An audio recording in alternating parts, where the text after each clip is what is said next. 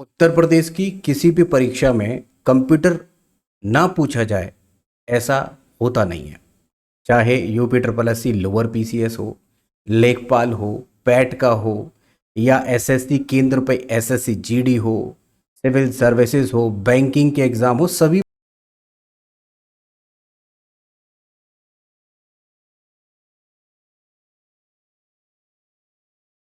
SC lower PCS को focus किया है। लोअर पीसीएस में 15 सवाल आएंगे। 15 नंबर का यहाँ पर टोटल कंप्यूटर पूछा जाना है, तो एक काफ़ी बड़ा वेटेज यहाँ पर कंप्यूटर का है। और इसी चीज़ को हमने ध्यान में रखकर आपके लिए कंटेंट तैयार किया है। तो मैं आपका स्वागत करता हूँ रणधीर एजुकेशन में। कंप्यूटर की क्लासेस एक प्लेलिस्ट में हम ऐड करते जाएंगे। जब भी मुझे समय मिलेगा मैं वीडियो रिकॉर्ड करूँगा, रिकॉर्डेड फॉर्म में मैं आपको कंप्लीट कराता चलूँगा। अगर आपका बहुत अच्छा रिस्पॉन्स मिलता है, वीडियो पर लाइक्स और शेयर मिलते हैं, तो मैं इसको आगे कंटिन्यू करता रहूँगा। चलिए समय न गवाते हुए आगे बढ़ते हैं और जानते हैं कि आज कंप्यूटर का इंट्रोडक्शन। सबसे पहले बेसिक बात से शुरू करेंगे। देखिए, बहुत सारे टीचर क्या करते हैं कि कंप्यूटर को जब पढ़ाते हैं तो हिस्ट्री ऑफ कंप्यूटर उठा लेते हैं सबसे पहले। लेकिन मुझे लगता है आज की डेट में आप परिचित हैं आज के कंप्यूटर से, तो आज का कंप्यूटर क्या है, अगर हम इस सिनेरियो को समझ लेते हैं तो फिर हम इतिहास को भी समझ पाएंगे। तो मैं पहले यहाँ पर कंप्यूटर का परिचय और इसमें क्या क्या फिलहाल कंपोनेंट्स हैं इन पर बात करूंगा। उसके बाद फिर हम आगे हिस्ट्री ऑफ कंप्यूटर को समझेंगे। तो कंप्यूटर का परिचय अगर देखें तो कंप्यूटर एक इलेक्ट्रॉनिक मशीन है जो दिए गई इंस्ट्रक्शंस के अनुसार डेटा को प्रोसेस करके उपयोगी परिणाम प्रदान करती है। हालांकि किसी भी एग्जाम में आपसे डेफिनेशन नहीं पूछी जाएगी, बट कुछ प्रश्न यहां से बनने की संभावना होती है। वो जैसे कि यह शब्द किससे बना है, तो कंप्यूट शब्द से बना है। पहली बात, कंप्यूट का मतलब क्या है, तो है गणना करना, यानी टू कैलकुलेट, और इसमें ईआर लगा दिया जाता है यानी कंप्यूटर बना दिया जाता है। तो इसीलिए इसको बोला जाता है कंप्यूटर, मतलब गणना करने वाला। तो आपको ये समझ में आ गया कि कंप्यूट शब्द से बना है। इसका हिंदी में जरूर मतलब याद रखना, यूपी की परीक्षाओं में ऐसे कुछ सवाल पूछ लिए जाते हैं। हिंदी में कंप्यूटर को क्या बोलते हैं, संगणक बोलते हैं। कंप्यूटर के कार्य करने के क्रम को निर्देश यानी इंस्ट्रक्शंस कहा जाता है। आज का जो कंप्यूटर है उसकी बड़ी खासियत है, बहुत तेज गति से काम करता है, एकदम एक्यूरेसी के साथ काम करता है और विशाल डेटा को स्टोर कर सकता है। ये आज का कंप्यूटर है, लेकिन जब इसकी शुरुआत हुई थी तो बड़ा ही स्लो था, सटीकता में भी परेशानी थी और डेटा को तो स्टोर कर ही नहीं पाता था। धीरे धीरे मैग्नेट टेप आया, बहुत सारी चीज़ें आई, उसके बाद इसको स्टोर करना शुरू किया गया। तो यहाँ पर इनपुट, प्रोसेस और आउटपुट, और उस आउटपुट को आप स्टोर कर सकते हैं। इनपुट मतलब जो आप कंप्यूटर को डायरेक्शन दे रहे हैं, चाहे वो कीबोर्ड के माध्यम से, चाहे वो वॉइस के माध्यम से, या फिर माउस के माध्यम से, वो इनपुट होता है। और इनपुट जाकर जो आपने दिया वो प्रोसेस होता है और वो प्रोसेस आउटपुट बन जाता है। स्क्रीन के माध्यम से आपको आउटपुट दे दिया जाता है, फिर स्टोर आप उसे कर सकते हैं। तो ये बेसिक बात आपको समझ में आ गई है। देखिए, बहुत ही इत्मीनान से हम चीज़ों को समझेंगे, जैसे कि एक बार आप पढ़ें, कोई दिक्कत आपको ना रहे। आपको बता दूं, मैं इसका पीडीएफ भी आपको प्रोवाइड कराऊंगा। पीडीएफ कहाँ मिलेगा, कैसे डाउनलोड करना है, इस पर हम आगे चर्चा करेंगे। साथ ही साथ आप प्लेलिस्ट में जाकर प्लेलिस्ट को ऐड कर लीजिएगा। इसी प्लेलिस्ट में आपको ये कंप्यूटर के लेक्चर्स मिलते रहेंगे। ठीक है, अब हम कंप्यूटर के स्ट्रक्चर की बात करेंगे। ये कंप्यूटर 3 इकाइयों से मिलकर बनता है। पहली है जिसे हम इनपुट डिवाइसेस कहते हैं। मतलब कंप्यूटर है क्या, तो कंप्यूटर में इनपुट डिवाइसेस होती हैं, कंप्यूटर में सीपीयू होता है और आउटपुट इकाई होती है। इनपुट कौन कौन सी होती हैं, 3 चीजों से मिलकर बना है, ये बात ध्यान रखनी है। इनपुट डिवाइस कौन कौन सी होती हैं, जैसे कीबोर्ड हो गया, जैसे माउस, स्कैनर, माइक्रोफोन, ये सभी आपके क्या हैं, इनपुट डिवाइसेस हैं। तो ये सभी कंप्यूटर का ही तो पार्ट है। उसी तरह अब देखिए, आपको ये सब चीजें ध्यान इसी प्रकार रखनी है कि कितनी इकाइयों से मिलकर बना है, 3। क्योंकि एग्जामिनर ऑब्जेक्टिव प्रश्न पूछता है और वहां पर फिर आप डाउट में आ जाते हैं। तो ध्यान से चीजों को एक बार देखेंगे। अगर हम देखें सीपीयू, तो सीपीयू एक बॉक्स टाइप का होता है। जब आप डेस्कटॉप यूज करते हैं तो उसी सीपीयू में बहुत सारी चीजें रहती हैं, वो सीपीयू की बात करते हैं। तो सेंट्रल प्रोसेसिंग यूनिट, पहला तो इसका फुल फॉर्म याद रखना है। सीपीयू कंप्यूटर का ब्रेन कहा जाता है।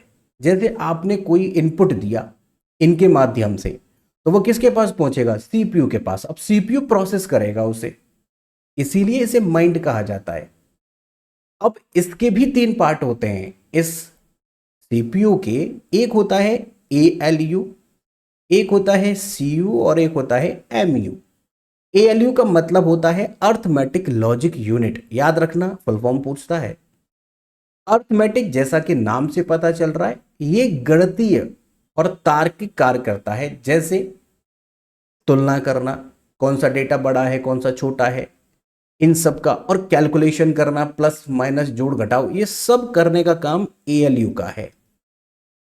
दूसरी यूनिट इसी में जो होती है, दूसरा भाग, उसे सीयू यानी कंट्रोल यूनिट कहते हैं। ये बड़ा इंपॉर्टेंट है इस सीपीयू का। ये कंप्यूटर में जितनी भी क्रियाएं होती हैं उन सभी को कंट्रोल करता है। सीपीयू यही तय करता है कि मॉनिटर में सारी चीजें जा रही हैं कि नहीं जा रही हैं, इनपुट सही से आ रहा है कि नहीं आ रहा है। मतलब कि पूरे कंप्यूटर को कंट्रोल करने का काम सीपीयू के कंट्रोल यूनिट का है। तीसरा पार्ट एमयू, जिसे मेमोरी यूनिट कहते हैं। बिना इसके भी काम नहीं होता है, क्योंकि डेटा को स्टोर करने का काम इसी के थ्रू होगा। कंप्यूटर को जब आप स्टार्ट करते हैं तो ऑन होने की जो प्रक्रिया है वो उसकी स्टोर मेमोरी की वजह से है, जिसको रोम कहते हैं। आगे हम बात करेंगे उसके बारे में। आउटपुट के बारे में देखते हैं, जो कि तीसरा कंपोनेंट है। आउटपुट डिवाइसेस, जैसे मॉनिटर जो आपको दिखता है ये आउटपुट डिवाइस है। अभी जो आप मोबाइल चला रहे हैं या कंप्यूटर चला रहे हैं, टैब चला रहे हैं, इसमें स्क्रीन जो दिख रही है ये आउटपुट डिवाइस है। अगर टैब या मोबाइल चला रहे हैं तो वो इनपुट और आउटपुट दोनों के रूप में काम करती है, जबकि डेस्कटॉप में ये आउटपुट ही होती है। मतलब कि मॉनिटर एक आउटपुट डिवाइस है, प्रिंटर एक आउटपुट डिवाइस है, स्पीकर है, प्रोजेक्टर है। जो चीज कंप्यूटर से इंफॉर्मेशन निकाल कर आपको दे रही है वो आपकी आउटपुट डिवाइस होती है। ठीक है, कोई भी इनपुट का डेटा होगा, इंस्ट्रक्शंस होंगे, उसे सीपीयू में भेजा जाता है और सीपीयू उसे प्रोसेस करता है, और आउटपुट जो यूनिट होती हैं वो आपको उसका रिजल्ट देती हैं। तो ये भी बात आपको समझ में आ गई होगी। अब हम बात कर लेते हैं मेमोरी की। देखो, मेरा जो तरीका है चीज़ों को बताने का या पढ़ाने का वो बहुत इत्मीनान वाला है। अगर आपके पास समय है, इत्मीनान से इसको देखिए, चीज़ें एकदम क्रिस्टल क्लियर हो जाएंगी और यहीं पर याद हो जाएंगी। तो आपको भागम भाग नहीं करनी है। कई बार क्या होता है कि बहुत से स्टूडेंट बहुत जल्दबाजी में रहते हैं, तो चीज़ों को जल्दबाजी करते निकल जाते हैं और उनके दिमाग में भी वो बहुत जल्दी निकल जाती हैं। फिर तो आपको बहुत इत्मीनान से चीज़ों को समझना है। मेमोरी की बात करते हैं। कंप्यूटर में मेमोरी का काम जो है वो डेटा और निर्देशों को संग्रहित करना है, मतलब स्टोर करने का काम है। मेमोरी जनरली दो प्रकार की यहां पर दिखाई आपको पड़ रही है। वैसे मेमोरी बहुत सारी होती है, एक प्राइमरी मेमोरी होती है, एक सेकेंडरी मेमोरी होती है। लेकिन यहां पर आप देखिए, हमने यहां पर मेमोरी को बांटा है इस प्रकार। एक मेमोरी होती है जिसे हम रैम कहते हैं, रैंडम एक्सेस मेमोरी। ये एक टेम्पररी मेमोरी होती है। जैसे आपने कोई भी इनपुट दिया तो कंप्यूटर में जो प्रोसेस होगा वो रैम के थ्रू होगा, और उसी समय लाइट चली जाए तो जो आप काम कर रहे थे वो रहेगा ही नहीं। यानी बिजली बंद होने पर डेटा नष्ट हो जाता है, उसे हम रैम कहते हैं। रैम के भी प्रकार होते हैं, एस रैम और डी रैम। एस मतलब स्टैटिक रैम और डी फॉर डायनामिक रैम। इनके बारे में हम डिटेल से आगे मेमोरी चैप्टर जब आएगा उसमें समझेंगे, क्योंकि आज हम इंट्रोडक्शन देख रहे हैं। एक होती है जिसको हम रोम बोलते हैं, रीड ओनली मेमोरी। मतलब केवल इसे रीड किया जा सकता है, इसे आप चेंज नहीं कर सकते, ये परमानेंट रहती है। रोम कैसे काम करता है? आपने कंप्यूटर को किया ऑन, तो कंप्यूटर एक समय लेता है, अपने आप वो ऑन होगा, विंडो खुलेगी, ये सब जो होता है वो रोम की वजह से होता है, इसीलिए रोम को स्थायी यानी नॉन वॉलेटाइल मेमोरी कहा जाता है। बात आपको समझ में आई। रोम के भी प्रकार होते हैं, जैसे पी रोम जिसको हम प्रोग्रामेबल रोम बोलते हैं, इरेजेबल प्रोग्रामेबल रोम, ई प्रोम, और ई प्रोम जिसे इलेक्ट्रिकली इरेजेबल प्रोग्रामेबल रोम कहा जाता है। इनके बारे में हमें आगे डिटेल से चर्चा करनी है। कुछ और भी मेमोरी होती हैं जिन्हें हम अन्य मेमोरी के नाम से जानते हैं। जैसे एक होती है रजिस्टर्ड मेमोरी। ये क्या काम करती है? जो रजिस्टर्ड मेमोरी है वो सीपीयू के अंदर ही स्थित होती है और बहुत छोटी होती है, बहुत तेजी से काम करती है। एक होती है कैच मेमोरी। कैच मेमोरी जो है वो मुख्य मेमोरी के डेटा को अस्थायी रूप से संग्रहित करती है ताकि प्रोसेसिंग तेज हो सके। जैसे आपने अपने कीबोर्ड में कोई वर्ड प्रेस किया, फॉर एग्जांपल आपने आर वर्ड प्रेस किया, तो कीबोर्ड इस के माध्यम से आर जो प्रेस कर रहे हैं वो तुरंत आप कहां पहुंचाएगा? सीपीयू, और सीपीयू तुरंत आपको कहां दिखाएगा? मॉनिटर पर। तो ये जो प्रक्रिया हो रही है ये नैनो सेकेंड्स में हो रही है और ये काम कैच मेमोरी का है। कैच मेमोरी इस काम को करती है। अन्य स्टोरेज भी होती हैं जिसे हम सेकेंडरी मेमोरी में रखते हैं। हार्ड डिस्क है, इसे आप अलग से लगाते हैं। एसएसडी है, पेन ड्राइव है, डीवीडी, सीडी, ये सब आपकी सेकेंडरी मेमोरी के उदाहरण हैं। तो आपको ध्यान रखना है प्राइमरी मेमोरी में हमारी ये आती हैं रैम और रोम, मतलब कि इनके बिना कंप्यूटर काम ही नहीं करेगा। एडिशनल आपको चाहिए तो पेन ड्राइव यूज कर सकते हैं, ये सेकेंडरी मेमोरी में आती है। ठीक है, ये बात आपको समझ में आई। जैसा कि मैंने आपको बताया कि सीपीयू से प्राइमरी मेमोरी में वो प्रोसेस होगी और फिर सेकेंडरी मेमोरी में आप उसे स्टोर कर सकते हैं। ठीक है, प्राइमरी मेमोरी जैसे रैम, रोम में डेटा स्थायी या अस्थायी रूप से संग्रहित होता है, जैसा कि अभी हमने बताया, यहां पर अस्थायी है, यहां पर स्थायी है। जबकि अन्य मेमोरी जो है वहां पर रजिस्टर, कैच, सेकेंडरी, ये कंप्यूटर को तेज बनाने का काम करती हैं। ये ध्यान रखना, एग्जाम में यहां से प्रश्न इस प्रकार पूछता है, ये प्राइमरी सेकेंडरी में नहीं बल्कि ऐसे पूछता है कि कौन सी इसमें से मेमोरी कंप्यूटर को तेज करने का काम करती है, तो वो रजिस्टर है। ये रजिस्टर सबसे ज्यादा तेज करती है। फिर सेकेंड नंबर पर कैश मेमोरी आती है। आगे बढ़ेंगे, मेमोरी की हायरार्की क्या है। तो सबसे पहले नंबर पर अगर आप उल्टी तरफ से देखते हैं तो सबसे धीमी और सबसे ज्यादा स्लो और सबसे ज्यादा सस्ती वो कौन सी है? मैग्नेटिक टेप है। उससे ऊपर जाएंगे तो मैग्नेटिक डिस्क आ जाती है, थोड़ी तेज आती है ना, और थोड़ी सी मैग्नेटिक टेप से महंगी आती है। फिर रैम इससे भी महंगी आएगी और इससे भी ज्यादा तेजी से काम करेगी। और फिर आती है कैश मेमोरी, सीपीयू और मेन मेमोरी के बीच तेज मेमोरी ये होती है। समझ में आ गया आपको? कैश मेमोरी और महंगी आती है और इनमें सबसे ज्यादा महंगी और सबसे ज्यादा तेज, सबसे ज्यादा छोटी कौन सी है? रजिस्टर मेमोरी है। समझ में आ गया? कोई दिक्कत नहीं है। जैसा कि हमने आपको ग्राफ में दिखाया है, ये स्पीड और कॉस्ट के हिसाब से। और कैपेसिटी अगर देखें तो इसमें सबसे ज्यादा कैपेसिटी किसकी होती है? Magnetic tape. ठीक है, कोई दिक्कत नहीं यहां पर। ओके, अब यहां पर हमने आपको यहां अलग से दिखा रखा है कि जो प्राइमरी मेमोरी है, रजिस्टर, कैच, रैम, ये primary memory. Secondary magnetic disk, magnetic tape, ये आपकी सेकेंडरी मेमोरी है। बात क्लियर है यहां तक कोई समस्या नहीं है। महंगा सस्ता, सबसे ऊपर रजिस्टर जो मेमोरी है वो सबसे महंगी होती है। अब देखिएगा एग्जाम में यहां से बहुत प्रश्न पूछते हैं, जैसे इनपुट इकाई। इनपुट इकाई के माध्यम से डेटा एवं निर्देश कंप्यूटर में एंटर किए जाते हैं। मतलब ऐसा डिवाइस जिसके माध्यम से आप कंप्यूटर को कुछ बताना चाह रहे हैं, कुछ कहना चाह रहे हैं, वो इनपुट डिवाइस है। सिंपल, जैसे कीबोर्ड, आप कुछ दबाते हैं तो कंप्यूटर को कुछ इंस्ट्रक्शंस देते हैं। ट्रैक बॉल एक तरीके से माउस की तरह काम किया करता था। स्कैनर, इससे भी स्कैन करके कंप्यूटर को आप कुछ इंफॉर्मेशन, डेटा दे रहे हैं, इंफॉर्मेशन तो वो आपको देता है। जॉयस्टिक जो आपके गेम के लिए इस्तेमाल होती थी। लाइट पेन, जैसे मैं अभी पेन इस्तेमाल कर रहा हूं पेन टैब पर, तो ये जो आपको दिख रहा है ना, ये इनपुट डिवाइस की तरह काम कर रहा है, तो इसे हम लाइट पेन कहते हैं। कैमरा इनपुट डिवाइस है। माइक्रोफोन, ऑप्टिकल ड्राइव और MICR, जिसे हम मैग्नेटिक इंक करेक्टर रीडर कहते हैं, ये जैसे आपका चेक जो होता है उसके लिए स्कैनर के रूप में यूज होता है, जो उस पर इंक होती है ना उसको स्कैन करता है ये, तो MICR उसको बोलते हैं। ऑप्टिकल कैरेक्टर रीडर OCR, ये सब आपके क्या हैं, इनपुट डिवाइसेस हैं। उसी प्रकार यहां पर आउटपुट डिवाइसेस भी हैं, जैसे मॉनिटर, प्रिंटर, प्लॉटर। अब एक बार सवाल पूछा गया था प्लॉटर का काम क्या है, तो प्लॉटर देखिए, प्लॉटर से बड़े बड़े प्रिंट्स जो होर्डिंग्स होते हैं, कभी आपने फिल्म का कोई पोस्टर देखा हो बड़ा सा, तो वो प्लॉटर के माध्यम से निकलता है। ठीक है, तो प्लॉटर याद रखना, बड़े बड़े होर्डिंग्स, बड़े बड़े प्रिंट निकालने के लिए प्लॉटर का इस्तेमाल किया जाता है। स्पीकर, हेडफोन और वॉइस सिंक्रोनाइज, ये सब आपके क्या हैं, आउटपुट डिवाइस के रूप में यूज होती हैं। ठीक है, ये वॉइस सिंक्रोनाइज का मतलब है कि ऐसा जब आप माइक पर बोलते हैं और दूसरी तरफ से आवाज आती है स्पीकर पर।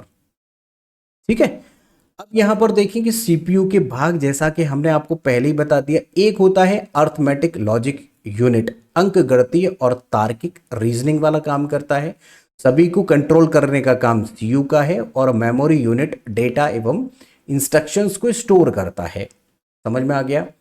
आगे बढ़ेंगे, कंप्यूटर के टाइप्स को समझेंगे। तो कंप्यूटर के टाइप्स क्या क्या है। पहला कंप्यूटर होता है जिसे बोलते हैं एनालॉग कंप्यूटर, जैसे ऐसे कंप्यूटर जिसमें भौतिक चीजें, जो भौतिक यूनिट्स होती हैं, उनको बताया जाता है, जैसे सुई के माध्यम से बताया, या कोई एक ऐसा मीटर आपने पुराना वाला देखा होगा जो उस पे लगा रहता है पेट्रोल पंप पे, पुराना, डिजिटल नहीं, पुराना। तो यहां पर तापमान, दाब, गति मापन, ये सब आपकी जो बाइक है उसमें अगर सुई है तो वो एनालॉग कंप्यूटर का एक उदाहरण है। ठीक है, इनकी खासियत क्या है कि सतत मानों पर काम करता है, परिणाम एनालॉग रूप में प्राप्त होते हैं, मतलब एक मशीन के थ्रू प्राप्त होते हैं, सुई के थ्रू, या कोई मीटर ऐसा होगा जैसे पुरानी बाइक जो होती थी उसमें लगा रहता था। ठीक है, इसमें शुद्धता डिजिटल की तुलना में थोड़ी कम होती है। आप एग्जैक्ट नहीं पता कर सकते कि आपकी गाड़ी 50 पे चल रही है कि 51 पे चल रही है, लेकिन जो डिजिटल मीटर होता है ना, वहां पर आप 51 52 क्लियर आता है लिखा हुआ।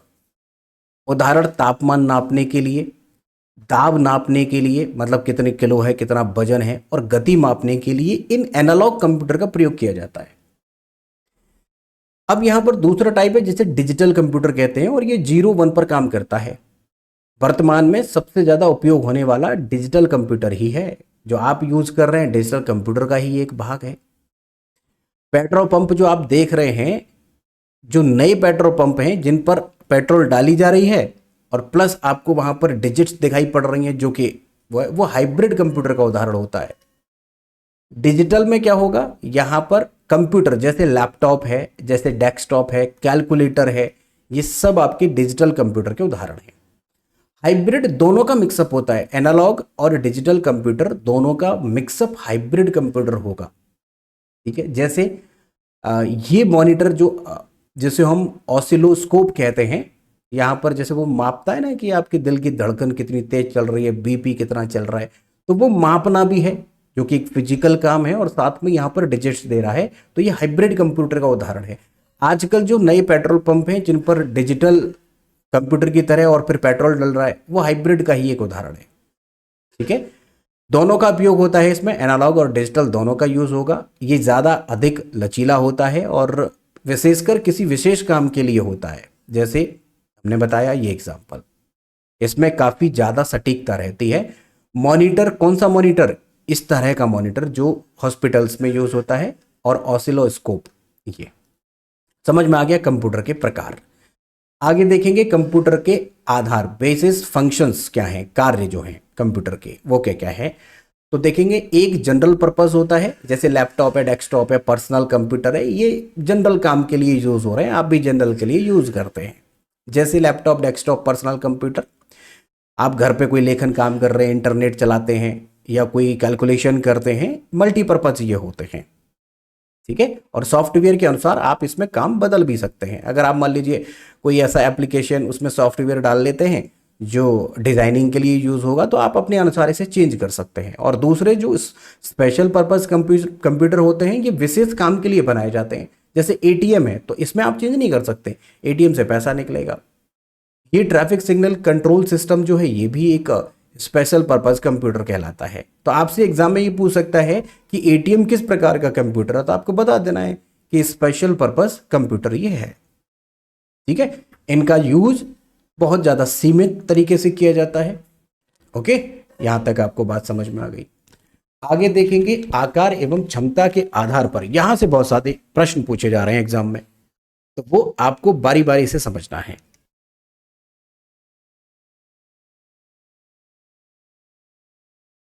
यहां पर आकार और क्षमता के आधार पर हम समझेंगे। सबसे पहला माइक्रो कंप्यूटर है, बहुत ही छोटा होता है माइक्रो कंप्यूटर।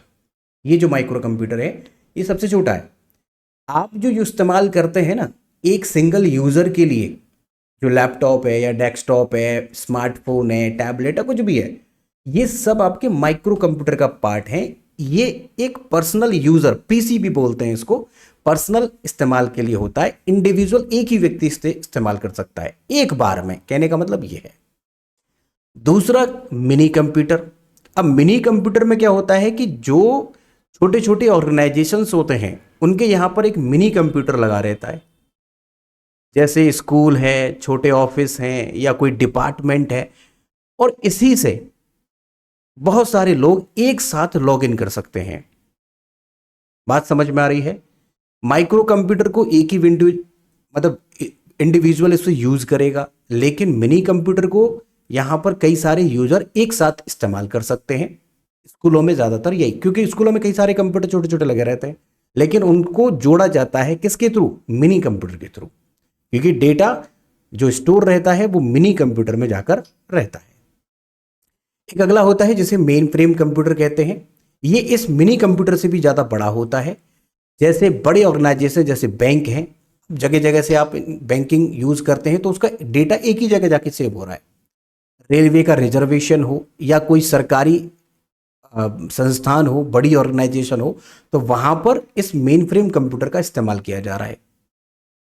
तो छोटा सबसे माइक्रो कंप्यूटर, उससे बड़ा मिनी कंप्यूटर, और उससे भी बड़ा मेन फ्रेम कंप्यूटर है। अब आती है बात सुपर कंप्यूटर की, बहुत ही इंपॉर्टेंट है। सुपर कंप्यूटर बहुत ही बड़ा होता है और बहुत ही बड़े लेवल पर काम करता है, बहुत ही शक्तिशाली होता है, सबसे तेज होता है। इनमें अब तक जितने कंप्यूटर आपने पढ़े हैं, ये सुपर कंप्यूटर सबसे बड़ा होता है। जैसे क्रे सुपर कंप्यूटर का एक उदाहरण है। और मुझे लगता है भारत में कौन सा सुपर कंप्यूटर बनाया गया ये आप लोग जानते होंगे। उसका नाम, जो भारत में बना था सुपर कंप्यूटर, उसका नाम है परम 8000। ये एग्जाम में पूछा जाता है। ये भारत में बना है, सीडैक के द्वारा विकसित किया गया था। पुणे में एक वैधशाला है, वहां पर मौसम वैधशाला, वहां पर स्थापित किया गया था। इस सुपर कंप्यूटर का यूज साइंटिस्ट इस्तेमाल करते हैं मौसम की गणनाएं बनाने के लिए। तो बड़े लेवल पर रिसर्च के लिए, रक्षा में, ये सब बड़े बड़े लेवल पर इसी सुपर कंप्यूटर का इस्तेमाल किया जाता है। इसमें बहुत सारे लोग एक साथ लॉग इन कर सकते हैं। समझ में आ गया आपको सुपर कंप्यूटर का खेल? ठीक है, अब एम्बेडेड कंप्यूटर जो है इसके बारे में समझते हैं। ये एक अगला टाइप है, जो कि ऐसे कंप्यूटर जो कि किसी विशेष उपकरण यानी विशेष मशीन के अंदर स्थापित किए जाते हैं। जैसे वॉशिंग मशीन जो नई वाली आ रही हैं, इनमें स्पेसिफिक एक कंप्यूटर लगा रहता है जो कि विशेषकर उसी उपकरण के लिए होता है। जैसे माइक्रोवेव, इसमें भी तो कंप्यूटर रहता है, ये बटन रहते हैं, आप इसमें फीड कर देते हैं। जैसे आजकल माइक्रोवेव वो आ रहे हैं, इंडक्शन आ रहे हैं, आपकी कार कंट्रोल सिस्टम जो कार में कंप्यूटर लगा रहता है, तो ये सब एम्बेडेड कंप्यूटर के एग्जाम्पल हैं। तो ध्यान रखना भाई, माइक्रो कंप्यूटर आप ही इस्तेमाल करते हैं, मैं इस्तेमाल कर रहा हूँ, ये सब छोटे कंप्यूटर होते हैं। मेन फ्रेम बड़े संगठनों में इस्तेमाल किए जाते हैं, और मिनी कंप्यूटर जो है छोटे छोटे जो मध्यम आकार के ऑर्गेनाइजेशन हैं उनमें इस्तेमाल होता है। और वैज्ञानिक पर्पज से जो यूज हो रहा है सबसे सुपरफास्ट, वो सुपर कंप्यूटर है। ठीक है भाई, सुपर कंप्यूटर आपको समझ में आ गया है। ये जो क्रे हमने नाम बताया, ये दरअसल सैमोर क्रे ने इसको 1964 में, वैसे क्रे जो है 1976 का है, ये तब बना था। इससे पहले एक और बन चुका था पहला, जैसे हम CDC 6600 बोलते हैं, ये सबसे पहला सुपर कंप्यूटर था। लेकिन एग्जामिनर क्रे कंप्यूटर से ज्यादा पूछता है और इसे ही पहला मान लेता है, हालांकि पहला CDC 6600 है। समझ में आ गया। 6600 जो कि 1964 में बनाया गया था और 1976 में क्रे बनाया गया था सैमोर क्रे के द्वारा। ओके, ये क्रे जो है ये सफल हुआ था, इस वजह से ये फेमस है और इसी को एग्जामिनर पूछता है।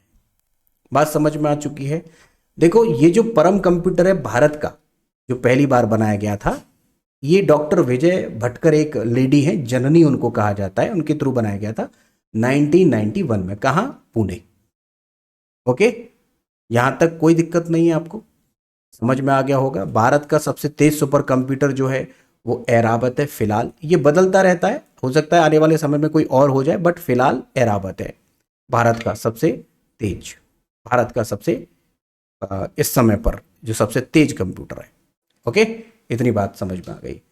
आगे देखिएगा, कंप्यूटर जो है माइक्रो कंप्यूटर में क्या क्या होता है। माइक्रो कंप्यूटर में क्या है जो आप इस्तेमाल कर रहे हैं, मोबाइल, ये लैपटॉप, पर्सनल कंप्यूटर, टैबलेट जो इस्तेमाल किया जा रहा है, और पर्सनल डिजिटल असिस्टेंट जिसे हम पीडीए कहते हैं, ये सब एग्जाम्पल जो हैं वो माइक्रो कंप्यूटर के हैं। और माइक्रो कंप्यूटर शब्द का पहली बार 1970 के दशक में शुरू हुआ था और इसका विकास करना आईबीएम ने शुरू किया। आईबीएम के बारे में हम आगे बात कर लेंगे। आईबीएम एक कंपनी है, उसने कैसे काम किया, कब इसकी स्थापना हुई, वो हम आगे देखेंगे। तो माइक्रो कंप्यूटर के उदाहरण क्या क्या है? पर्सनल कंप्यूटर, लैपटॉप, टैबलेट, जैसे सिंगल कोई यूजर इस्तेमाल कर रहा है। ओके, तो यहां पर हमने इंट्रोडक्शन को कंप्लीट कर लिया है और आप चाहते हैं कि और भी आप हमारे इस यूट्यूब चैनल पर अलग अलग टाइप के वीडियोस देख सकें, जैसे वन शॉट जीएस का, static GK, environment and ecology, तो लिंक मैंने इस पीडीएफ में भी मैं आपको टेलीग्राम चैनल पर दे दूंगा। टेलीग्राम चैनल का जो लिंक है वो डिस्क्रिप्शन में मैंने दे दिया है, तो वहाँ से आप डायरेक्ट जाकर ज्वाइन कर सकते हैं। चैनल पर है, अलग से चैनल पर भी पड़ा हुआ है, साथ में ये पीडीएफ आपको वहीं मिल जाएगा। पीडीएफ में ये लिंक दे दिए गए, जैसे कि वन शॉट है, static, environment, economics, Indian polity का है, अलग अलग सभी यहाँ पर हमारे प्लेलिस्ट आपको मिल ही जाएंगे। अगर आपको ये वीडियो अच्छा लगा हो, कंटेंट अच्छा लगा हो, तो वीडियो को लाइक कर देना, अपने दोस्तों के साथ में शेयर कर देना, टेलीग्राम चैनल को ज्वाइन कर लेना और बेल आइकन को प्रेस कर लेना। बेल आइकन को प्रेस करने का फ़ायदा ये होगा कि आने वाले समय में हम आपके लिए जब भी कोई कंटेंट लेके आएंगे तो सबसे पहले नोटिफिकेशन आपको मिलेगा। ठीक है, तो यहाँ तक अगर आपको कोई डाउट हो तो आप क्वेश्चन हमें कमेंट कर दीजिएगा, हम उसका जवाब जरूर देंगे। तो यहाँ तक बने रहने के लिए आप सभी का बहुत बहुत धन्यवाद। मिलते हैं नेक्स्ट इंफॉर्मेटिव वीडियो में। अगर इस पर बहुत अच्छा रिस्पॉन्स हमें मिलता है तो इस सीरीज़ को कंटिन्यू करेंगे। प्लेलिस्ट को सेव कर लीजिएगा, प्लेलिस्ट में ये आपको जब भी मुझे समय मिलेगा मैं यहाँ पर वीडियो बनाता रहूँगा और आपका सिलेबस कंप्लीट कराता रहूँगा। साथ ही साथ हम इसकी प्रैक्टिस भी करेंगे। प्रैक्टिस के लिए भी प्लेलिस्ट क्रिएट कर दिया जाएगा, वहाँ पर क्वेश्चंस जो एग्जाम में पूछे जा सकते हैं उनकी हम चर्चा करेंगे। तो बहुत बहुत धन्यवाद। Thank you so much.